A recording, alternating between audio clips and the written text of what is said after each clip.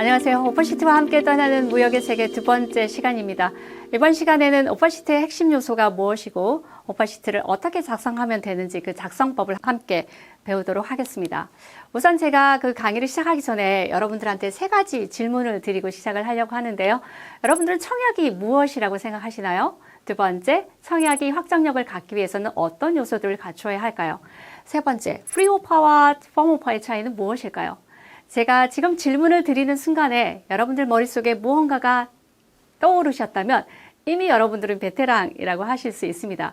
아무튼 여러분들이 생각하셨던 답과 제가 생각하는 답을 한번 맞추어 보도록 하겠습니다. 오퍼라는 것은 말 그대로 우리가 상대방하고 거래를 하고 싶다라는 의사표시를 얘기를 하는 거죠. 그럼 앞에서 우리가 거래제의를 우리가 다른 말로 서큘러 레터라고도 하는데요. 서큘러 레터와 오퍼는 어떤 차이가 있을까요? 그러니까 불특정 다수를 상대로 해서 우리 회사와 제품을 소개하는 홍보성 서신을 우리가 서큘러 레터라고 하죠.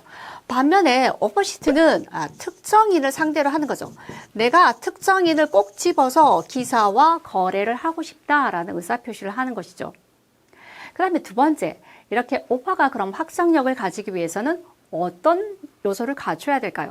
여러분들 이제 상대방한테 거래 제의를 할 때 어떤 식으로 쓰신다라고 했죠? 내가 어떤 물품 몇 개를 기사에 얼마에 팔고 싶다라는 것이 굉장히 중요하잖아요. 그래서 반드시 물품과 수량과 가격이 포함이 되어야 합니다. 뭐라고요? 청약의 확정력을 위한 세 가지 요소는 첫 번째, 물품이 들어가야 되고요. 두 번째, 내가 몇 개를, 수량이 들어가야 되고요. 얼마에 팔고 싶은지 가격이 들어가야 되는 거죠. 이것이 오퍼의 확정력을 위한 세 가지 요소가 되겠습니다.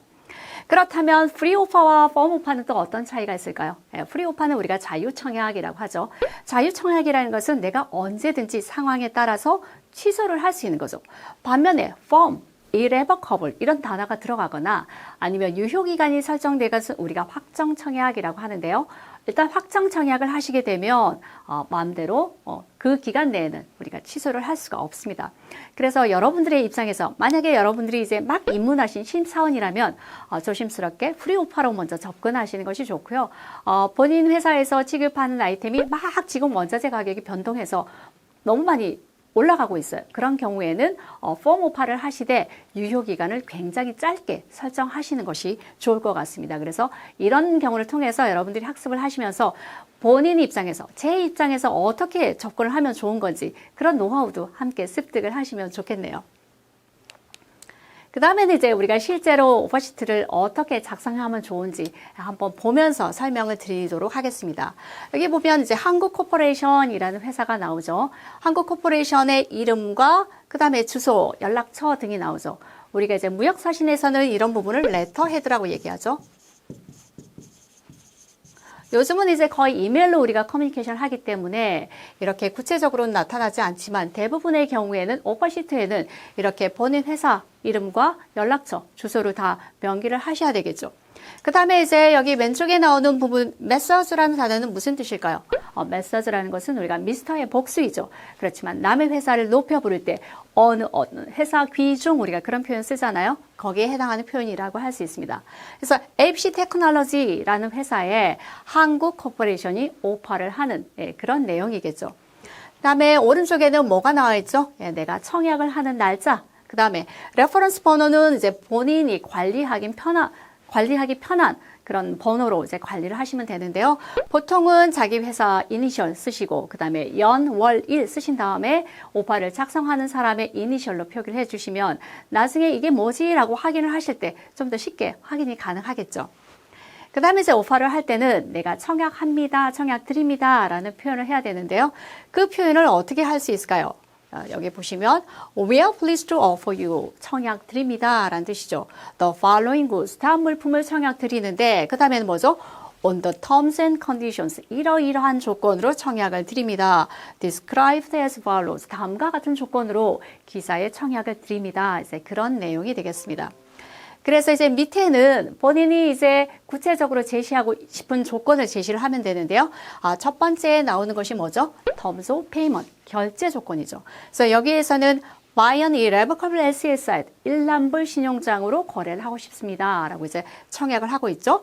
두 번째에 나오는 것이 time of shipment, 선적 시기가 되겠습니다. Within 4 weeks after receipt of your LC, 신용장을 받은 후 4주 이내에는 내가 선적을 하겠습니다. 라는 뜻이죠. 근데 이제 여러분들이 여기에서 주의를 하셔야 될 게 내가 신용장이나 아니면 페이먼트를 받고 며칠로 설정을 할 것이냐 아니면 주문을 받은 날로부터 얼마로 설정할 것이냐 그거는 여러분들의 상황에 맞게 바꾸시면 될 것 같습니다. 그 다음에 이제 패킹이 나오죠. 포장 사양. 보통 우리가 이제 수출을 하는 경우에는 수출 포준 표장을 이용하죠. 그래서 export standard packing이라고 그냥 여기서는 단순하게 표기를 하시면 될 것 같고요. 그 다음에 이제 데스티네이션은 목적지가 어디냐. 본인 그 수입자가 원하는 지역까지 지정을 하시면 되겠습니다. 그 다음에 이제 인스펙션이 나오는데요. 인스펙션이 이제 검사죠. 물품 검사를 어떻게 할 거냐. 제3자에게 물품 검사를 맡길 것이냐. 여기에서 보시면 Seller's inspection to be final. 매도인이 하는 검사를 최종적인 것으로 한다. 이제 그런 뜻이죠. 그래서 매도인이 검사하는 것으로 끝내겠다라는 의미이고요. 그 다음에 이제 원산지가 나옵니다. 우리 같은 경우에는 Republic of Korea 이렇게 하셔도 되고, 근데 요새 이제 3국 간 무역을 많이 하기 때문에 원산지가 중국인 경우도 있겠죠. 그래서 구체적인 원산지를 기재해 주시는 것도 중요할 것 같고요. 그 다음에 여기 이제 나와 있죠. 펌 오파의 특징 중에 하나가 뭐다? validity, 유효 기간이 설정되어 있다. 그러면은 이 오파, 제가 지금 한 오파의 경우에는 2021년 5월 31일까지는 유효하다. 그래서 그 기간 내에 기사가 승낙을 하면 계약은 성립된다라는 의미가 되겠죠. 그래서 이 기간 중에는 내가 임의로 변경을 하거나 취소를 하는 게 어렵기 때문에 여러분들이 이제 그게 좀 부담스럽다면 프리오파로 진행을 하셔도 될 것 같습니다. 그 다음에 이제 중요한 부분이 이거죠. 제가 앞에서 청약의 확정력을 위한 3가지 요소가 무엇이냐라고 말씀드릴 때 물품과 수량과 가격이다 라고 설명을 드렸잖아요. 그래서 여기 디스크립션 내가 거래하고자 하는 물품이 어떤 거냐. 에폭시 파우더라는 물품인데 이러이런 모델이다. 구체적으로 모델명까지 기재를 하셨죠. 그 다음에 여기는 이제 유닛은 단위죠.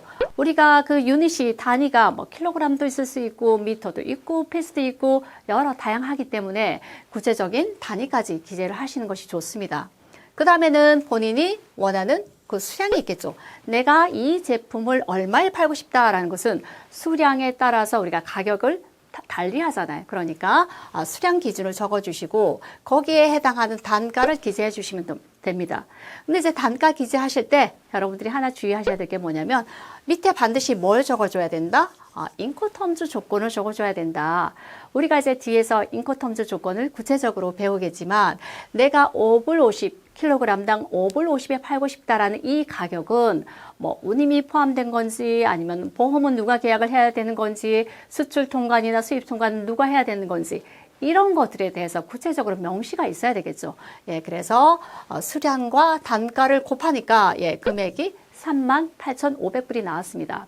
제가 지금 여기에서는 단순하게 모델 하나만 설정을 해 두었지만 이게 여러 가지 모델이 있다면 전체적으로 여기에 수량과 금액을 토탈을 내서 기재를 해 주셔야 되겠죠. 그 다음에 앞에 보시면 이제 HS 코드가 있습니다. 우리가 품목, 개별 물품에 대해서 품목을 관리하기 위한 품목 분류 번호, 3번 번호라고 하는데요. 우리나라는 이제 10단위를 기준으로 하죠. 그런데 어떤 나라는 9단위, 어떤 나라는 8단위 다 단위가 다릅니다. 그래서 HS 코드는 국제적으로 공통인 것은 6단위까지다. 그래서 6단위까지만 적어주시면 될 것 같고요. 그 다음에 이제 여기에서는 오파를 했을 때 상대방이 그거에 대해서 수락을 하면 또 계약이 성립될 수 있기 때문에 자기 은행 인포메이션을 적어줬어요. 그래서 이렇게 적어주셔도 되고 적어주지 않으셔도 되겠지만 저는 처음부터 오파를 하는 단계에서부터 여러분들이 적어주시는 것이 더 좋다라고 생각합니다. 그리고 이제 제일 마지막에 이런 비금은 뭘까요? 이게 마감선이죠. 저는 더 이상 여기가 끝입니다. 더 이상 쓸 것이 없습니다. 라는 내용이죠. 그 다음에 제일 마지막 부분에 very truly yours 해가지고 작성하시는 분에 서명하시고 본인의 직책이 무엇인지 그렇게 표시를 해 주시면 될 것 같고요. 만약에 상대방이 여기에 대해서 수락을 하면 서명을 해서 보낼 수 있도록 accepted by 이렇게 해서 상대방이 서명을 하는 난까지 남겨두시면 좋을 것 같습니다. 이렇게 해서 이제 이번 시간은 오퍼시트의 핵심 요소가 무엇인지, 오퍼시트를 어떻게 작성하면 좋은지 한번 알아봤는데요. 여러분들 이거 보고 이제 다 따라서 하실 수 있으시겠죠? 여러분들 스스로 한번 작성을 해보시면 좋을 것 같습니다. 저는 다음 시간에 인커텀즈로 다시 만나 뵙도록 하겠습니다. 고생하셨습니다.